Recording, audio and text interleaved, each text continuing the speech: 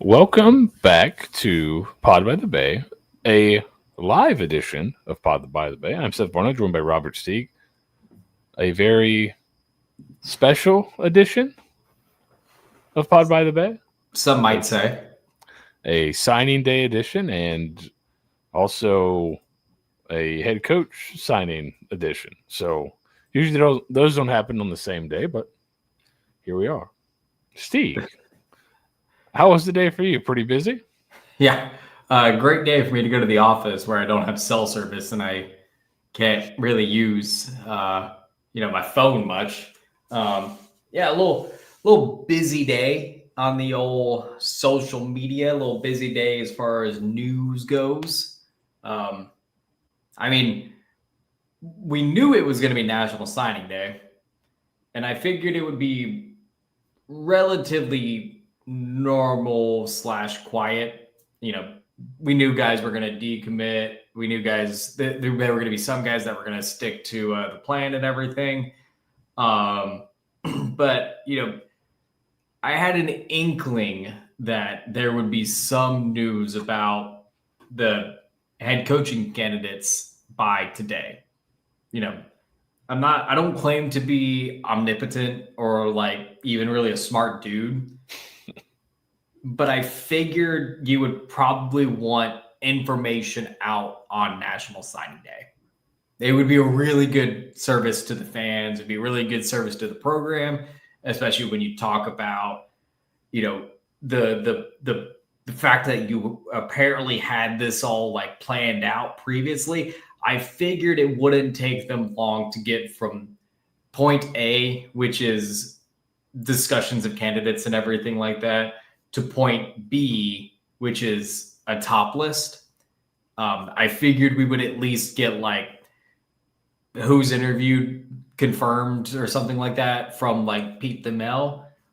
So when we got the news that it was going to be Brian Hartline, my first thought was, oh shit, I wasn't ready at all. I thought it would be at least like Friday. I would be able to like go through all the candidates and, the educated guesses that we have and really your hot board list a little bit further. So I figured I had time. I didn't. I didn't have time at all. So pleasantly surprised that it got wrapped up today. I'm sure we'll go into more detail about, the pros and cons and the glitz and the glam and everything like that. But yeah, for National Signing Day, to steal the headline news on National Signing Day like that, I mean, honestly, it's a little genius to do it on today. I mean, they stopped all segments on 247 and on ESPN and everything like that to break this news. So you did something right. Yeah, I mean, they're obviously a big day for college football. Not as big as it used to be, where you'd have people planning their whole week around it, but still a huge day for college football. And this news, I think somebody in our Discord put this was front page news on ESPN at one point today on ESPN.com. So big news, very interesting. Kind of who, the jobs that are still open, which Penn State job is still open. He was a name that was floated for that job. I don't know if Penn State would have tried to get back to him or not, but they're not going to have the opportunity to. So I'm really interested to see, and we'll talk more about him later. But there's, we don't know a ton about him. He was on my hot board. He was a name I put up there. So 2 for the last 2. There we go. Big best part of the whole hire to me. He was on the old board, so that was good. But he's been ascendant. He seems to be kind of the next guy up for a head job, seemingly for the past couple of years. And it looked like it could be Penn State or some other job. There's also been a ton of talk him potentially going to the NFL at some point, not as a head guy, but just kind of making that move up because of how good he's done developing receivers. That NFL teams would want to get him in their kind of franchise and kind of have him work his magic there. But he kind of stayed the course, and he ended up being the guy that took this USF job, which I think is the best job outside of the P4 and probably better than some jobs in the P4. You heard John Summerall this week say that Tulane's a top 25 job, and it's better than some P4 jobs. Well, I think USF's a better job than Tulane. So it's a pretty good job, I think. Somebody can come in and win, and his profile, which leans, I think what you know about him for sure, because we were kind of talking off air, you don't know exactly what he wants to run on offense because his head coach was the offensive coordinator for a long time. So I'm sure he's running a little bit of, this is Ryan Day's offense a little bit. We don't know what he wants to run on defense. He's never called the defensive play before. So we don't know exactly what he's going to bring scheme-wise, but I think what you do know is that receiver is a super technical position, and his guys are really technically sound, and those guys have done really well, even taking it to the next level. So I'd imagine he's a really good coach and really detailed, and then a really good recruiter. Colin and I this morning went through his top 10 recruits. It took a while to get to a 4-star. And it started with number 1 player in the country, number 2 player in the country, number 3 player in the country, not just number 1 of their position. So that's what you know. And with that in mind, the original big news of the day was signing day. If you want to talk about recruiting prowess, today was supposed to be about signing day. USF, when we talked previously about the head job, it was kind of they're probably punting on this signing class. They're probably just going to punt on this class and won't sign a bunch of kids. And but they ended up keeping a few kids in the fold. They lost some. But, Steeg, let's talk through the signing day. You've paid more attention to this than the rest of us on the site. Sorry about that. Someone's got to do it. So, how did they do? Any names stick out? And then we'll kind of get into it from there. But, maybe overall, how do they do? Yeah, I mean, the thing was, and when the news broke that Golis was going to go to Auburn, we all kind of knew what was going to happen to the current class. There were going to be guys that are now going to reopen their commitment. There are going to be guys that obviously flipped to Auburn, and it was going to be a little bit of a struggle to maintain the status quo. And all credit to Rob Higgins and Derek Brooks and the entirety of the USF coaching staff currently still in the program for maintaining the class, because that's something that kind of got lost in all this, because your immediate inclination when when your head coach leaves is that everyone's just going to decommit. But the problem is that it was, what was it, November 30th when the news was announced, and then signing day was December 3rd.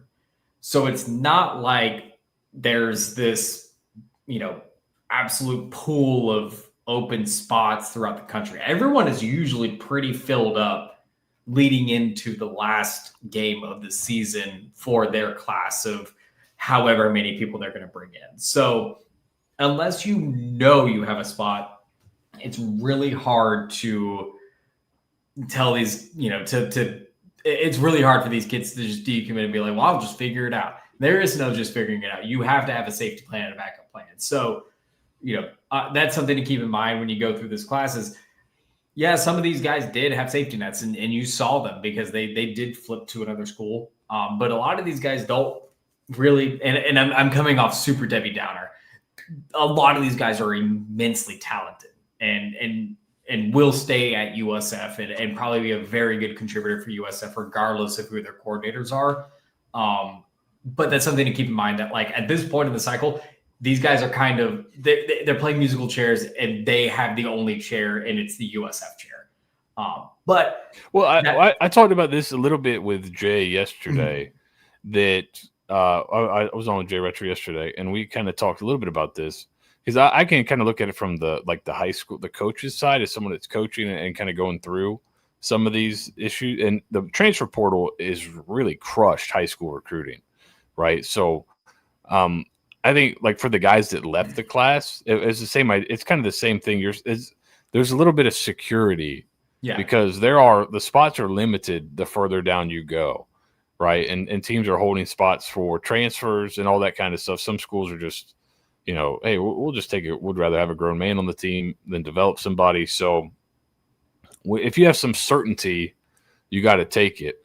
Now, I think, and that you may know better than me, was the collective involved at all in talking with these kids and help? I know there's some of the staffs stayed behind and did a really good job finishing up.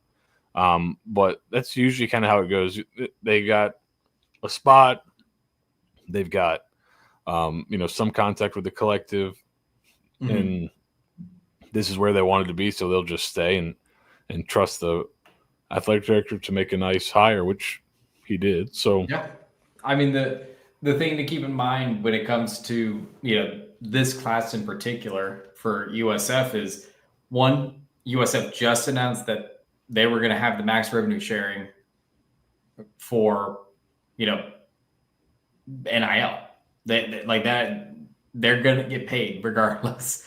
So you have that going for you on top of collective benefits, which, has not really gotten talked about enough.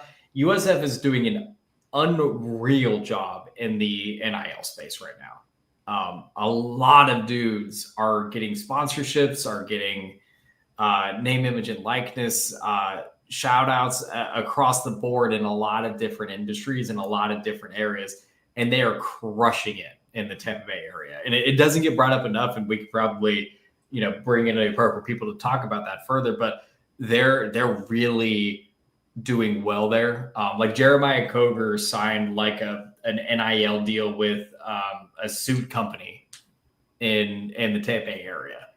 And that may not sound like much, but that those are the incremental benefits of being in a big metropolitan city is Jeremiah Coger will get a new suit every month of his life for as long as he wants because he has this deal.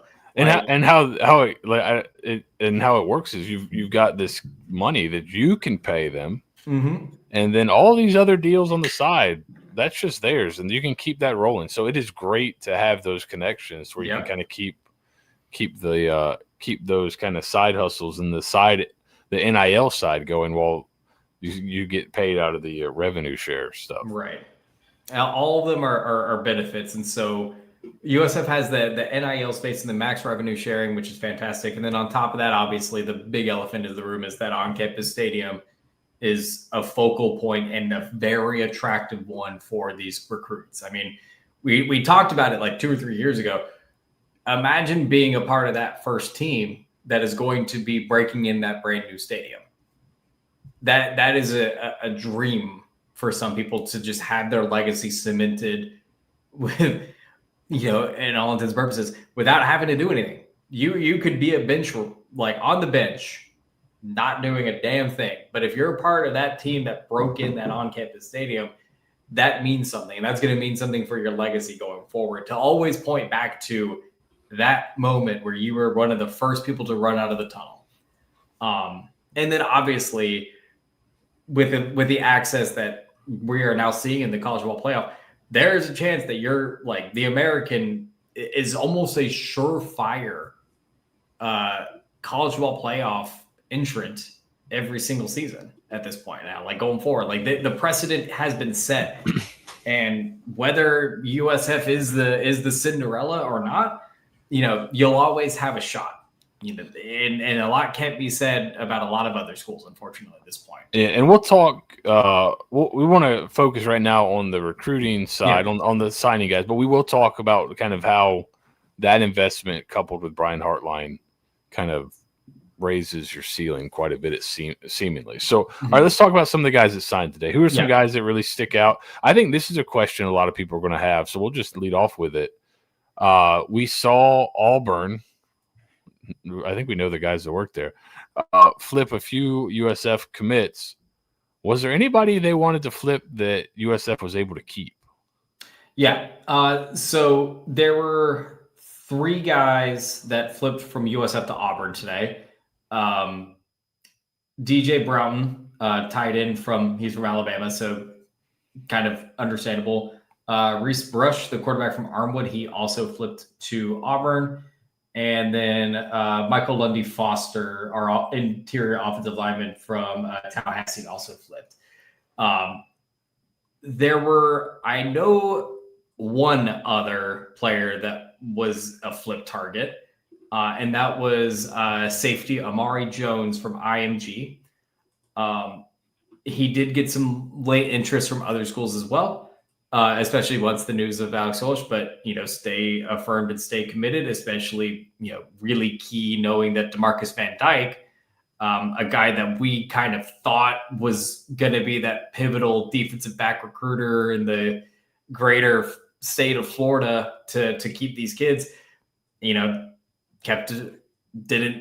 get Amari Jones to flip. And on top of that, CJ Kresser, a local kid out of Lakeland, also stayed committed to USF. And then Derek Nichols from Plantation, Florida, a cornerback, he also stayed committed.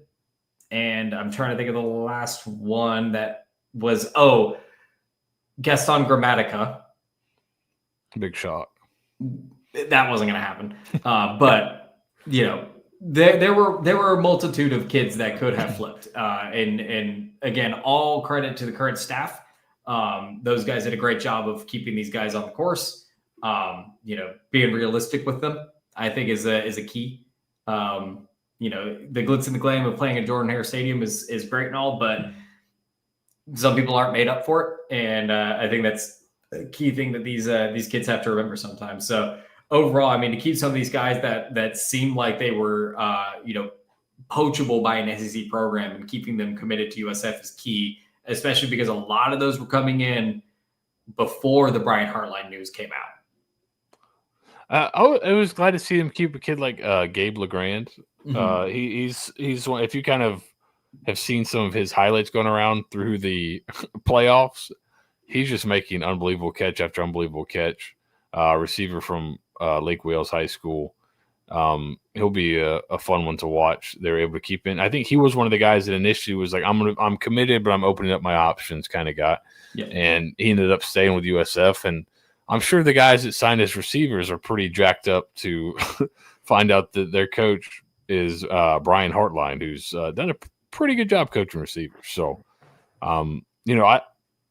with circumstances being what they were, I think you'd have to say a really good day, especially you're able to keep a few guys that the previous staff wanted. So you would feel their evaluation would be that those guys are SEC-ish level players. So good stuff. Absolutely. Yeah. And I mean, the previous staff basically rated almost everyone on offense. So it's no surprise that a lot of those offensive players flipped and decided to go elsewhere. But USF ended with 4 offensive players. Seemed like a lot of DBs were signed. A lot of DBs were signed, probably for a good reason.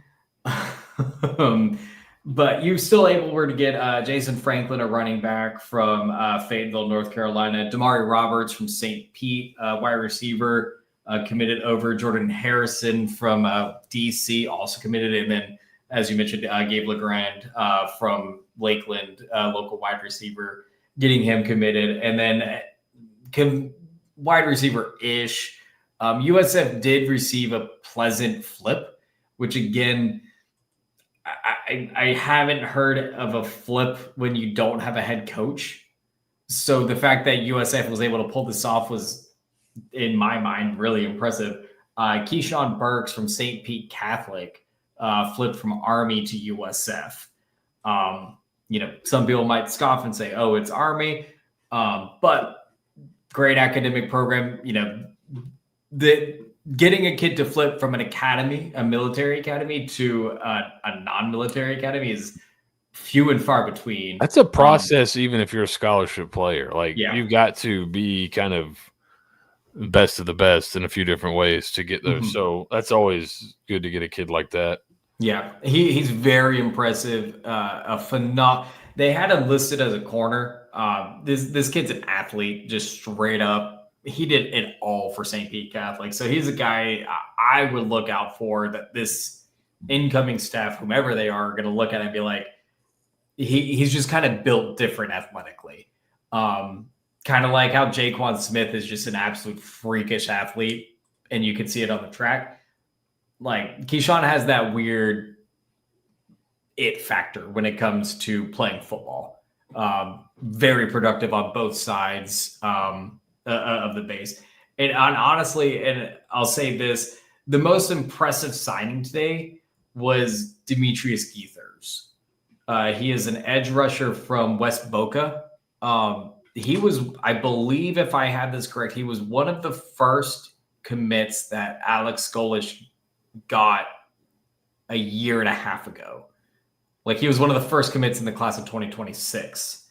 So the fact that you were able to kind of, USF, was able to keep him here is a pretty good coup because that guy was a menace for West Boca last year. West Boca is just steamrolling people, by the way. They're quite good. So another program that's winning a ton. So you want to talk Hartline, or you want to get to some of these questions? We do have some questions coming in. We could go to those before we talk a little bit about Brian Hartline. Let's get the questions. All right, so let's see. Now, some of these will involve Brian Hartline, of course, but let's go through some of these. Rob Ritter on Twitter or X. Wow, that's beautiful poetry right there. Hartline could be something special. Offense we find doesn't need a great DC. How about bringing the assistant DC from that awesome OSU team? So I really don't. We kind of talk. We have no idea kind of what style he wants to play. OSU, Ohio State, they're with Matt Patricia now, but there have been times where they're somewhat vanilla on defense and just let my D line go rush. There's times where they do a lot of stuff. I think Patricia's done a lot of different things this year, and he's a really good coach, even though everyone scoffed when he was also on the hot board. But I don't know. This will be, who he hires will be really interesting because it is a different, it's a different kind of game. Not totally. It's still football and all that, but you don't have the kind of dudes you have most likely at Ohio State. So the co-defensive coordinator at Ohio State is Tim Walton. He's been with Ohio State for 2 seasons. Looks like he's kind of bounced around. He's in the NFL. He's been kind of all over, but he's been at Ohio State for a couple of years now. Was previously defensive coordinator with the St. Louis Rams, defensive coordinator at Miami, defensive coordinator at Memphis. So a ton of experience coaching corners right now at Ohio State after coaching the NFL for a while. Could be a guy, but again, this is, I don't know how much they pay these guys is going to be kind of the big question. How much do you pay them, and then what's your assistant pool looking like? So that'll be kind of I think I wouldn't say it's premature, but I think it's difficult to pinpoint where he's going to go with these coordinator hires because, like we said at the top, offensively, he's under an offensive head coach. So maybe that's exactly how he wants to run it, or maybe he would like to do things different, but he's being a good coordinator and running what his head coach wants to run. And that's where he's calling plays from. Or it's possible that's just what he likes and he's going to run the same thing. There is some flexibility within that system. It is much better for all the Jeff Scott comparisons. It is a much more schematically diverse system, I think, offensively. So, that's going to be a part that I really don't have a great feel on of which way he's going to go. So, I have an interesting, and I will say it's probably the hottest of takes. I do want a hot take. And Seth, you already know what I'm going to say here, so it doesn't really matter too much to you. But this is more for the live reactions people. I listen, when we talked about the people that, like, what Brian Hartline should do right now is he's a co-offensive coordinator, play caller, but he doesn't have experience as a head coach, and he's only been in the Ohio State bubbles, and may or may not have connections that can bring him. So you probably want a defensive coordinator that has been around the block for a little bit and has experience and can kind of almost lead the defense as like a unit by itself that you really don't have to worry too much, right? Like you Brian Hartline, you can just worry about the offense, and you have a defensive coordinator who is very well trusted and runs a really havocy defense to get things to happen. I don't hate the idea of keeping Todd Orlando. Yeah, I mean, like if you were to like kind of box the attributes of what you would want out of a defensive coordinator, you're just gonna end up rebuilding the defense. Yeah, I think Orlando was brought in because he fits so well with what Golish wanted to do offensively. Right. Maybe he doesn't fit as well. I think he fits really well with an up-tempo. If you want to be really attacking, and you're going to be up-tempo. But again, I have no clue how Hartline wants to play. So he's not. I think Todd Orlando probably gets more hate than he should at times, but also he's had times where the defenses look terrible. Yeah. And like the Navy game it wasn't anything new or different, and they just looked really, I wouldn't say unprepared, but man, like usually, like to me, you can kind of see how teams are playing option. Like, okay, who's the dive guy? Who's the quarterback? There were times they looked like they didn't know who was the dive guy, who was the quarterback guy, who was the pitch guy, and that it's not like they broke out the triple option out of nowhere, So I don't know. So we'll see. Robert asks, "Are we rooting for Ohio State in the playoff?" Probably no. Yeah, I want my head coach. Yeah, because isn't the final on like the 20th or 19th? Yeah, it's like January, which you'll get a little extended window for the portal, but you're also, I think this is kind of the hidden big question hanging out there, maybe more important than a coordinator hire. Are they hiring a GM? They got it. Who's that going to be? And whose decision is that? Because you're seeing some schools start to kind of separate it. Florida hired the head coach and their GM the same day, and they're going to be kind of the coach is going to coach football, the GM is going to handle the roster. The coach will obviously have input and recruit, but they're putting a big emphasis on splitting it up. We just saw what happens if your front office, so to speak, is tied with your head coach. Your front office is in Auburn, Alabama right now.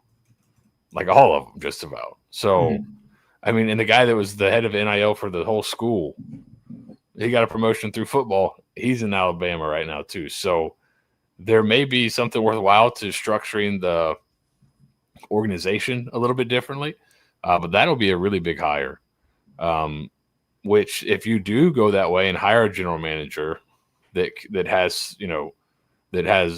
not necessarily working for the head coach, but working with the head coach, then maybe it doesn't hurt you as much if Ohio State makes a playoff run because you have somebody looking over the roster, talking to players, doing that legwork where Hartline can maybe just jump on the phone and talk to somebody.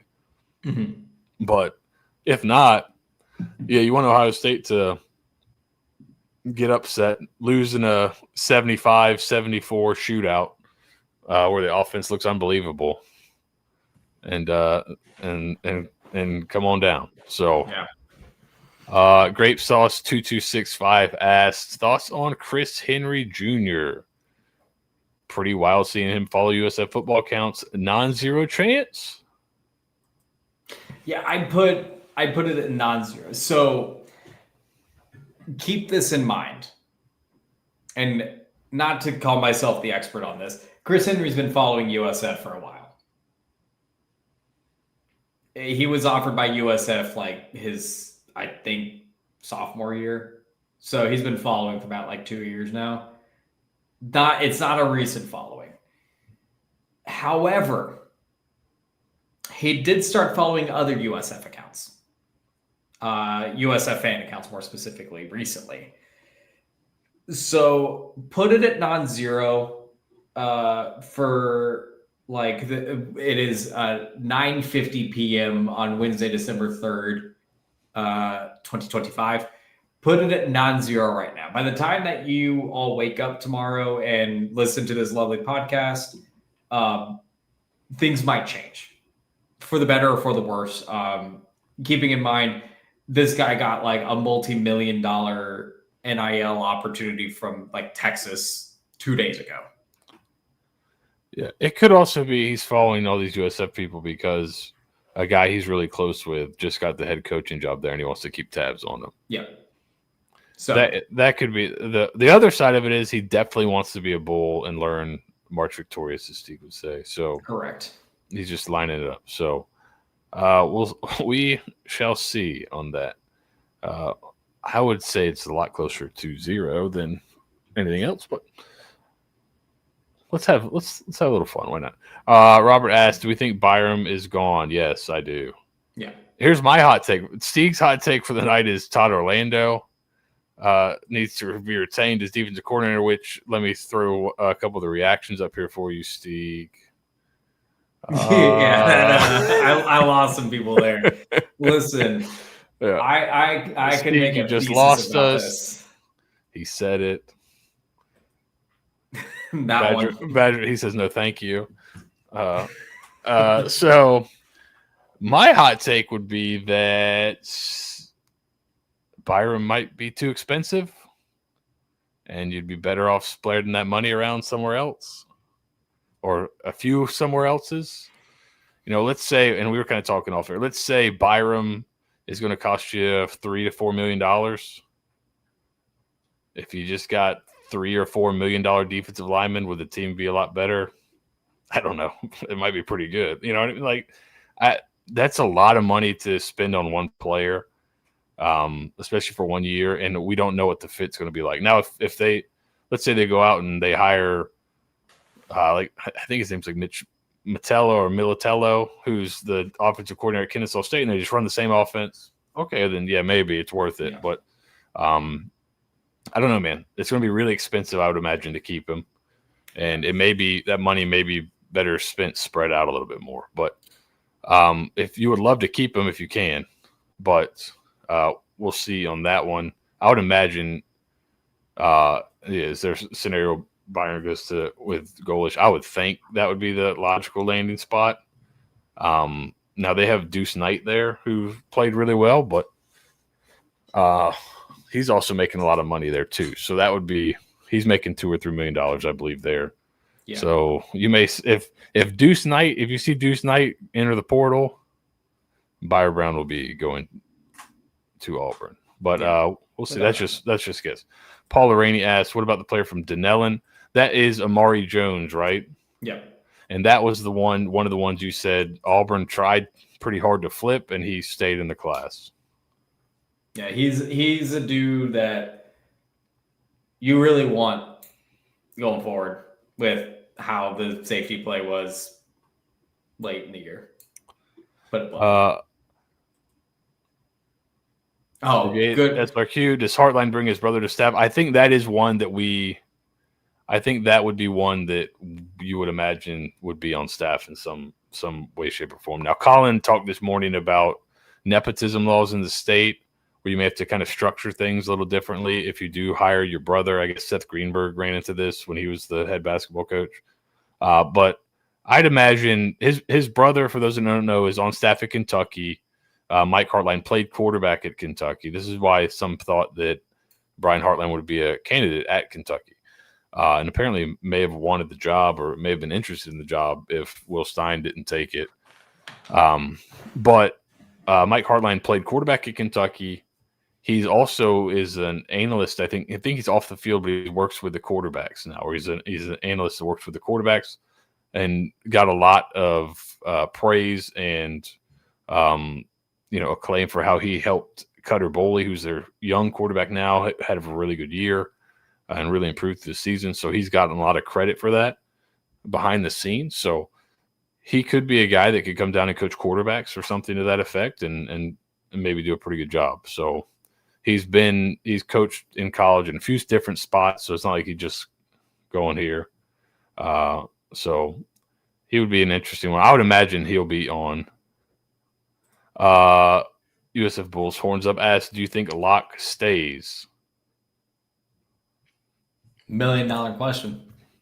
Maybe literally. Million. Yeah. I mean, I think he does. I think Auburn taking Reese Brush from Armwood is kind of telling that, you know, what they have going on their side of things. Yeah. I'm going to be very biased here. And we can put myself on the record for this. If Lachlan stays, boy howdy, we are going to be cooking next year. I mean, he is really inherently talented. Well, my thought was just the way they spoke about him in the spring, the way they've talked about him kind of throughout his time here. And I've said it on the pod and other places before. I was always under the assumption that Byron Brown was leaving after this year, going to the NFL or going to get money, because it seemed like or at least if he stayed, it would have been a great gift, a great surprise. But they felt like, all right, we're going to get one more year, and then we're going to get Lachlan in here, and he'll be ready to roll. It's kind of how it felt the way they talked about him. Now, maybe that wasn't exactly the plan, but it seemed that they've thought really highly of him. Yeah. And so, I have loved Lachlan's game from day one. He is really, really talented. If you saw him in the spring game, you probably saw the flashes that I saw. He has a little bit of the effector. He did.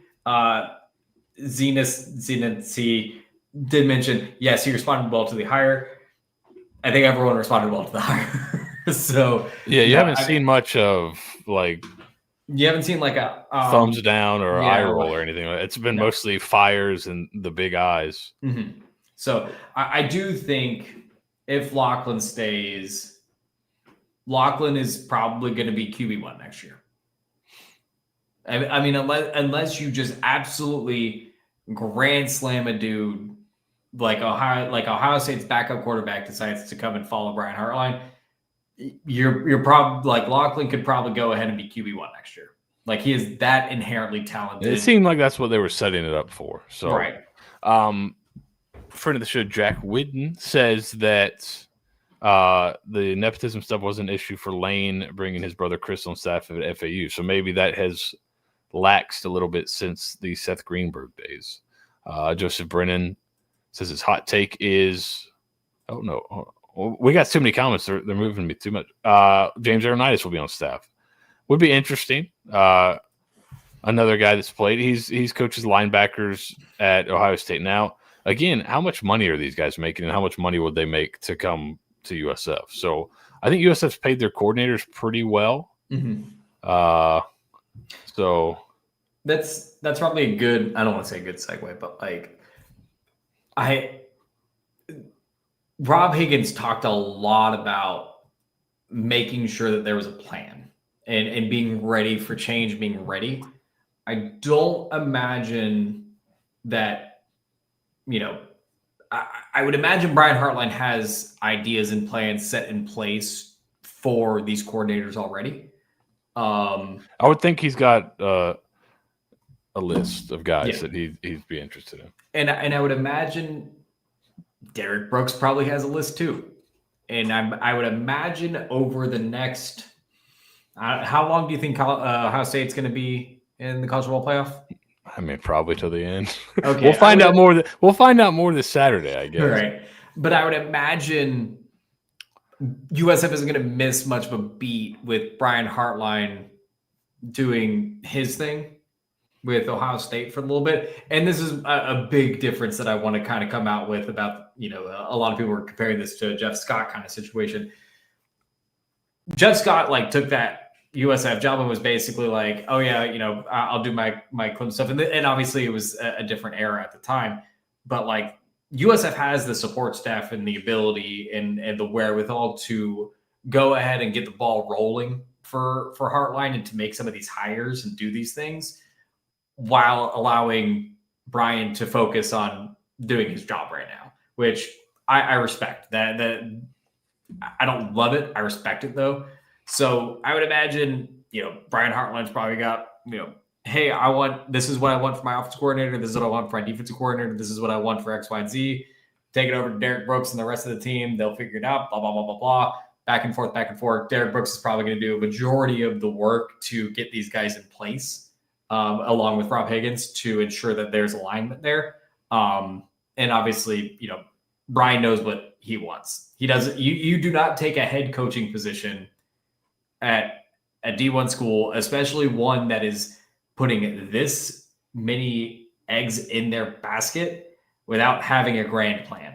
And this is something that a lot of guys, as they're going through, as they start thinking, you know what, I'd like to be a head coach, when they start compiling these resources and have these things ready to go.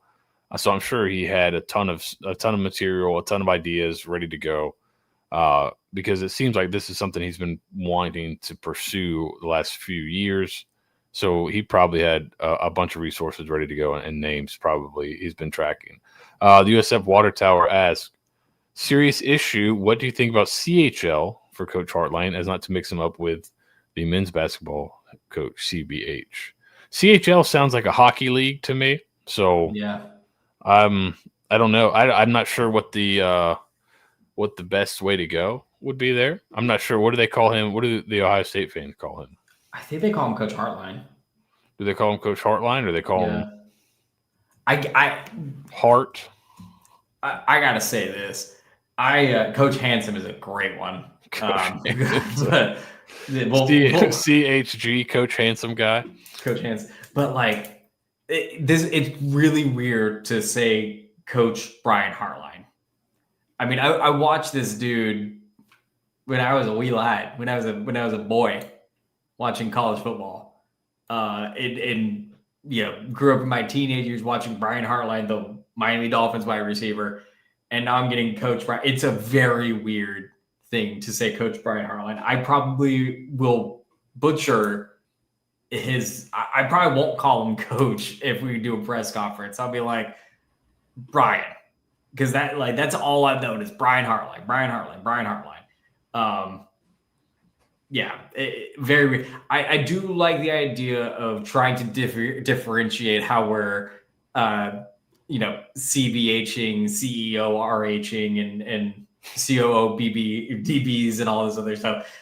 We never considered the same initials, so we might do like MB, HC, BH. What if we just call him the chief? What if we start calling him the chief football officer? Chief football officer is a really good one. Yeah. CFO. It's a lot of synergy. So it'd be CFO BH. All right. You're a Potato Harry wants to know if the Grammaticas are like the Highlander. Can there only be one? Oh no, they'll stay. Or are we allowed to have two? No, we're allowed to have two. We're allowed to have like four. Oh, there we go. Are there any more? All right. I believe this is our friend Zane. Would be my guess. If it's not, I'm sorry. Random question: what is the confluence of events that would result in Chip Kelly becoming USFC? All right, OC. It's really simple. Brian Hartline worked with him last year and won a national championship. He decides, you know what? That guy's super smart. He's available. Hey, buddy, why don't you move down to Tampa?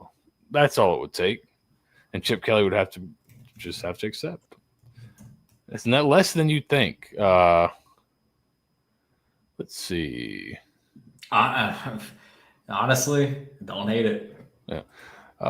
Tampa Bay. It doesn't make sense to me that Arkansas, Oklahoma State, Auburn said we're all up for who they ended up with instead of Hartline. Chances he was a candidate for them and said no. I think they were probably going for head coaching experience. Probably seemed as what they were looking for, would be my guess. That was the knock on Hartline, is he does not have head coaching experience, which is why I think it's a big swing and there is some risk involved, but his ceiling is super high. Let's see what else we got.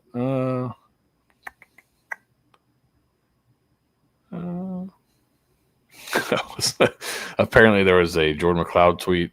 Yeah. We might have to find it. Doesn't get that bad. I don't think you could purposefully hire, and I'm full of takes in it. I don't think you could hire Jeff Scott again and have him go 4-26 in 3 seasons again. I think that was like the worst luck of all. Just you flipped a coin,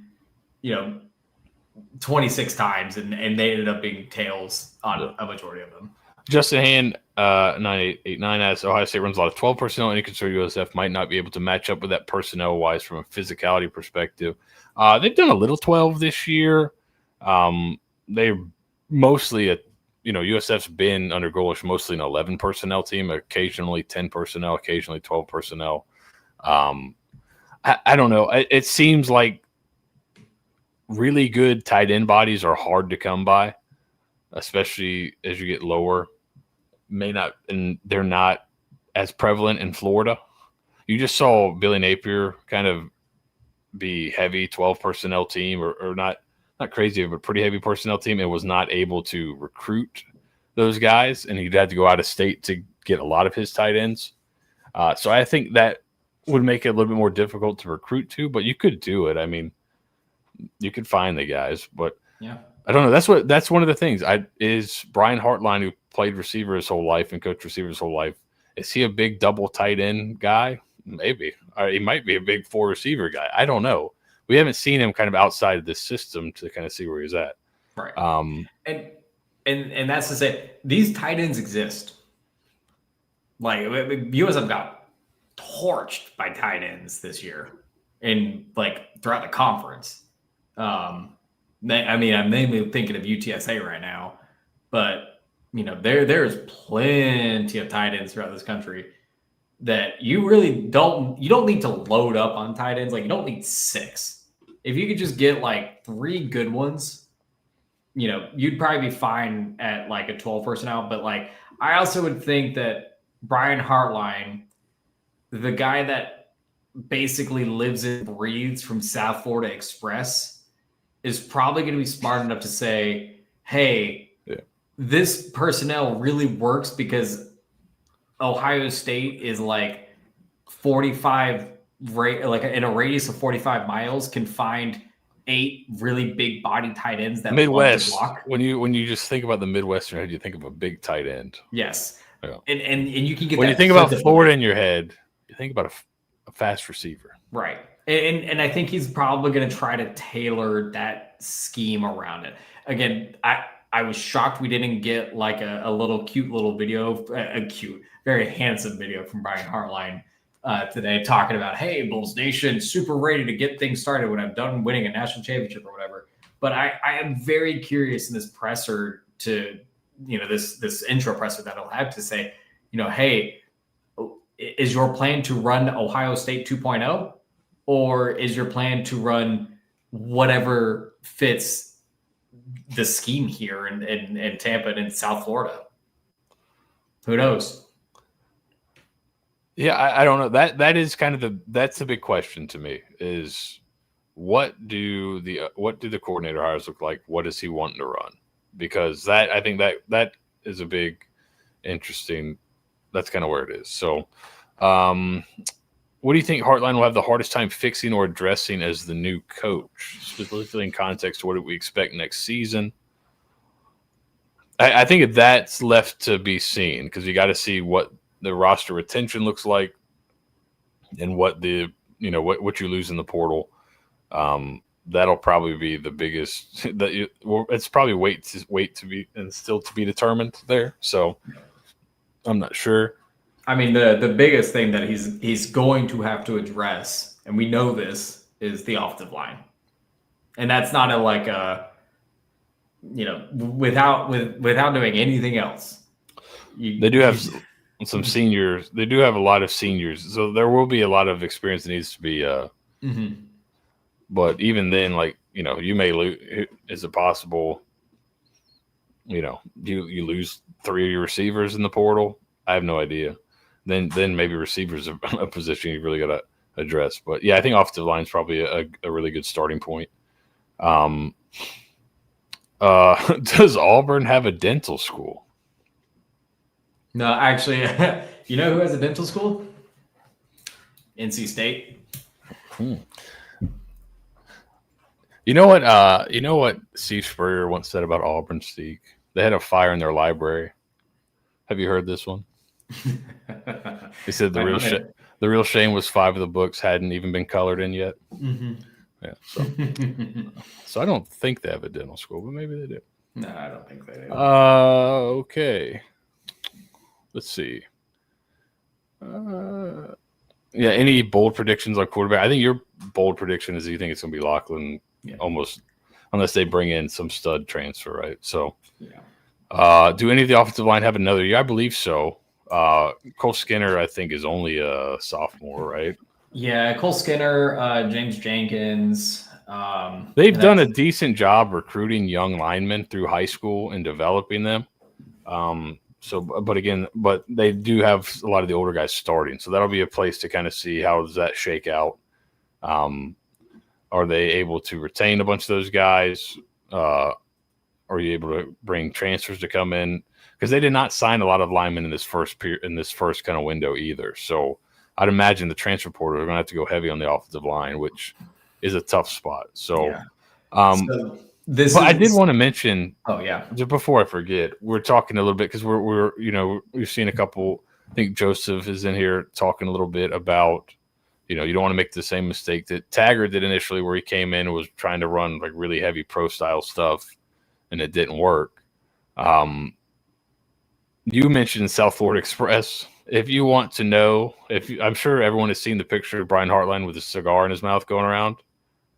If you want to know what the SFE on his chest stands for, it is the South Florida Express, who was national championship winning 7-on-7 team based in, you guessed it, South Florida. So I'll just randomly pick out 3 alumni that are on their website. Amari Cooper, Sonny Michelle,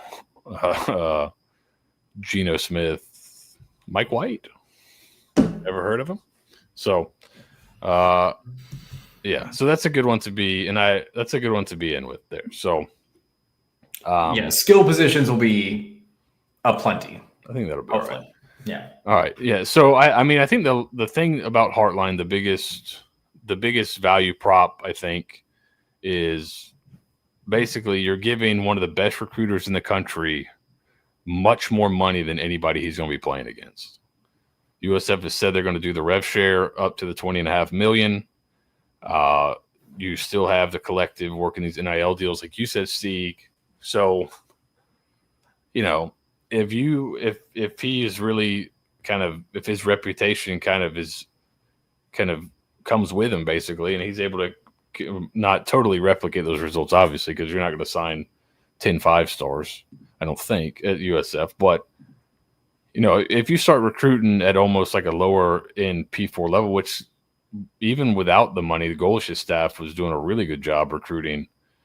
And now with this influx of money and his reputation, Hartlines, I mean, you've got a dude over in the locker room playing for the Bucks that could speak to that pretty easily. So that's the big value prop. I don't know scheme. I don't know the other stuff, but the big value proposition I see with Hartline. And you notice it was probably a signing day pun, but also, how did the USF football site, what did they tweet out when they were introducing him? It was a 5-star? I think it was a 5-star signing, right? This dude can recruit, and you're just going to give him more resources than anybody else in your conference to recruit. So that is kind of the value prop, and I think that's kind of what they went with. A guy that's ascending, first-time head coach, but he's got one skill that he's got a couple of skills you're pretty certain on, and the biggest one is he can recruit like crazy. Mm-hmm. So CJ Stroud said today, they asked him about it. He said Hartline was one of the reasons. I don't think Hartline was his main recruiter, but he said Hartline was one of the reasons he went to Ohio State. He said he understands how to relate to kids and talk with them and understands what they want to hear and the things they're kind of the things that they kind of want to hear in their recruitment. Brigade SRQ, a good point. Give some kudos to Rob Higgins for delivering this quickly. Third his tenure on the biggest hire in the program. Really challenge he rose to. Yes, I mean, really good job, obviously, getting this done quickly and relatively. I mean, Golish just got announced the other day, and you got this done pretty fast. And if media kind of reaction is any indication, great hire. They have a bunch of quotes at the end of the article kind of introducing him on the USF website, And it's home run hire. What a hire. Great hire. Unbelievable hire by a bunch of guys in the college football media and national media. So really good job. Really good process. We'll see if it works, but he's done a great job. So awesome by him. First test seemingly passed. We'll see how it goes from here. You came out swinging. Yes, Robert. this is an absolute. We talked about it. Are you going to go get a guy that you feel comfortable is going to win you 8 games every year and give you a nice floor? Is it a floor hire or is it a ceiling hire? I think this was a ceiling hire, and it was like, hey man, we're taking no prisoners, we're swinging for the fences, all gas, no brakes, all that kind of good stuff. So, a really good job by them to go find their guy and go get him. We did have a couple more questions. How involved was Hartline as the OC? Does he call plays? Apparently, he calls plays. He's calling plays this year. So I think he'd been the coordinator in a past year and did not call plays. And then they brought Chip Kelly in last year, and this year he is calling plays apparently. So that was one of my questions: is he actually calling plays? Which has somehow been the question with the last 3 guys USF's hired that were offensive coordinators. But so yeah, and then Joseph, I think Joseph here points out there was a story going around that Higgins has had Golish, or not Golish, but has had a Hartline in the back of his mind for a while. And this was their guys. Basically, this was their first choice that they wanted to go after. So, I mean, if I have to take Rob at his words here, this has been in the works for a good bit. It seems like he had a guy, and then once he kind of figured out that, hey, maybe I'll need to. Yeah, I believe if you use it, if you stay ready, you don't got to get ready. I'm sure, all those, you see all the stories about the ADs carrying around their little list of names. Mm-hmm. He may have had one name at the top of his list circled, and that was the one they went and got, seemingly. Now, nobody's ever hired their second choice. Well, maybe Florida is the only team that's ever admitted to not hiring what was their first choice.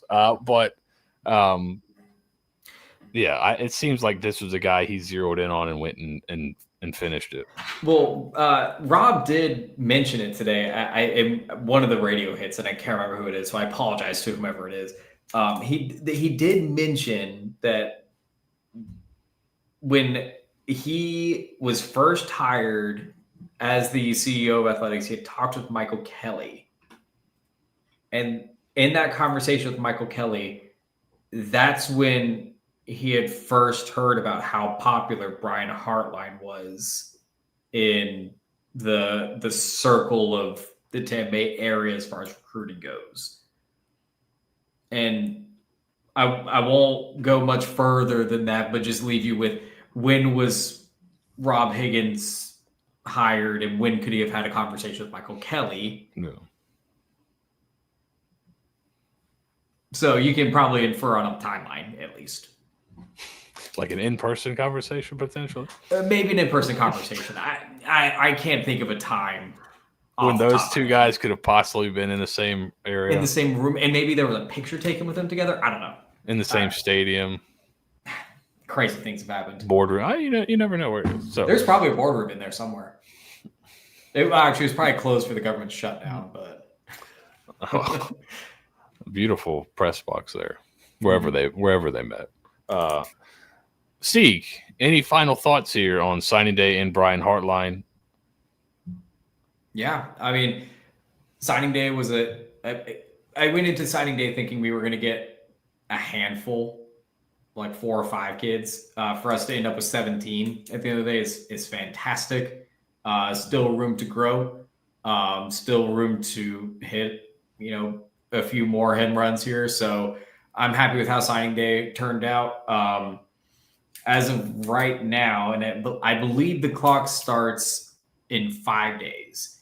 And I'm not trying to Debbie Downer, but now that USF has officially hired Brian Hartline, there's 5 days between now and then USF players currently on the roster can enter the transfer portal. So I thought I saw something today on that only applies to hires made between January and June. And maybe this portal stuff is I saw because somebody was like, Correct. somebody said it's flying. That part of it flew under the radar. So because the portal opens January 2nd for everybody else, right? Yeah. So and guys can put their attention to play to put more. I would imagine this. I would have, if I were to put my thinking cap on and put on some green and gold glasses, I would imagine most of the current USF players that are going to play in the bowl game are going to try to do that in a way so that they can secure their spot for next year's team. And also for seniors to get one last hurrah. So I don't think the portal is going to be too terribly harsh to USF this year. So just keep that in mind. But as far as recruiting goes, fantastic recruiting, loved it. I love the Brian Hartline hiring on paper. I want to see some other things happen. I want to sit down and talk with the man. That'd be really cool. That's what you want. You want to take him out to dinner. I want to take that man out to dinner. But I'm really curious to hear from his perspective what he thinks that the process is going to be for him. Yeah, and I'd be interested to see how many times you use the word process. So, and elite and championship caliber. We're about to get some new buzzwords. Oh, we're gonna get I cannot wait for the new hashtag. So that's fun. New buzzwords, new branding. Yeah, this will be great. I have no idea what it's going to be. I don't know. It's exciting. I look forward to social media and defensive coordinator hot boards. Brother, I can't put my hot board reputation up on this coordinator group. I have no idea which way he's going to go. Oh my God! I'll do one hot board that's going to say on staff Mike Hartline, and that'll be the only name I put on there. Somewhere on staff, we know is going to say somewhere adjacent. So, all right, thank you guys for sitting in here with us as we're live. If you're watching this later, we appreciate you checking it out.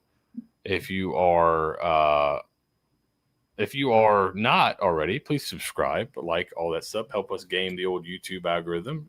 Get us out to more people. And if you're not subscribed to us on Patreon, we have our insider Discord for $5 a month. And then like stuff like the film room, we usually do an extra preview each week, an in-depth, 45-minute hour long preview for each football game goes there. We'll probably continue that into basketball season, in-depth previews, advanced stats, all that kind of stuff. Check us out, patreon.com/Bay Area Examiner. If you're not quite ready to do that, just subscribe here on YouTube. Share it with your friends. Help us grow. We appreciate you guys listening. Big day for the Bulls. Go Bulls. Go Bulls.